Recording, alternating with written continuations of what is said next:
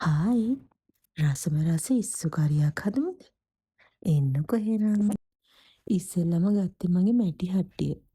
ඒකට මම දාගන්නවා තෙල් ටිකක්. මේ තෙල් ටික හොඳින් රත් වෙලා එනකොට අබ ටිකක්. මේ අබ ටික හොඳට පුපුරන්න ඕනේ.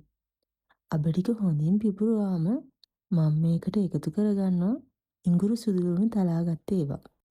මේ ඉඟුරු සුදුලුණු වලින් අපේ කෑම ගොඩාක් රසවත් කරනවා. ඒ වගේම ගොඩාක් ගුණදායකයි. ඉතින් පුළුවන් හැම වෙලාවෙම එකතු කරගන්න. දැන් මම දාගත්තේ ලුණු ටිකක්. මේ ටික හොඳට බැදින්න ඕනේ. එතකොට තමයි සුවඳ. දැන් මම තක්කාලි එකතු කරගත්තා. ඔයාලා දන්නවද තක්කාලි වල තියෙනවා ස්වාභාවික අජිනමොටෝ රස.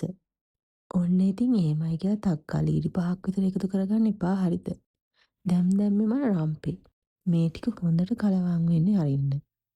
ඒත් එක්කම හොඳට බැදීගෙන එනකොට අපේ අනිත් කුළුබඩු ටික අපි එකතු කරගමු. දැන් මම මේකට එකතු කරන්නේ කරාඹු.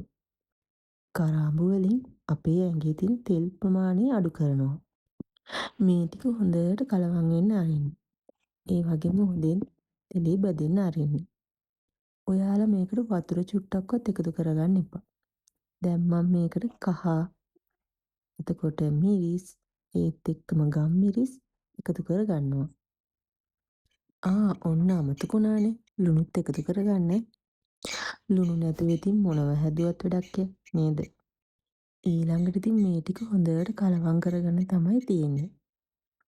හොඳට කලවම් කරපුවාම අපේ කෑම එක තවත් රස වෙනවා.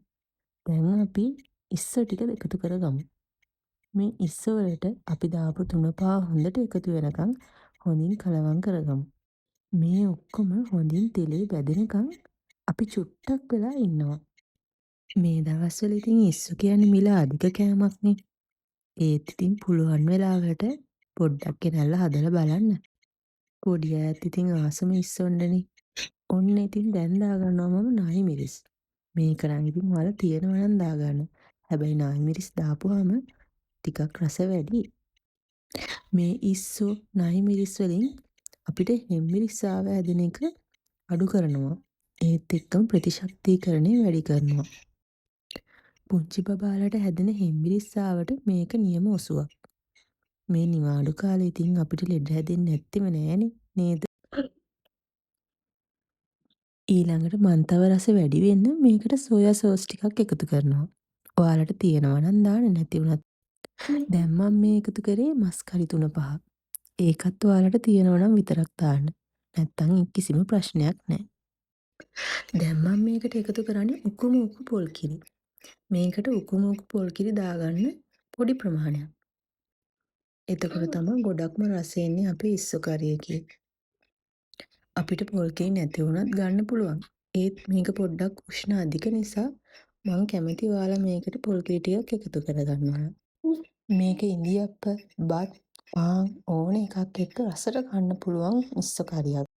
ඔන්න දැන් අපේ ඉස්සු කරිය හදලා ඉවරයි. අන්තිමට තියෙන මුරුංගා. ඔන්න දැන් අපේ ඉස්සු කරිය හදලා ඉවරයි. අන්තිමට තියෙන මුරුංගා පොල් ටිකක් දාගන්න. ඒක දාපුවාම හරි. ඉතින් මේ වගේ රස රෙසිපි දැනගන්න ඔයාලා මාව අනිවාර්යෙන් subscribe කරලා like කරලා තියාගන්න. එහෙනම් මේ වගේ තව රෙසිපි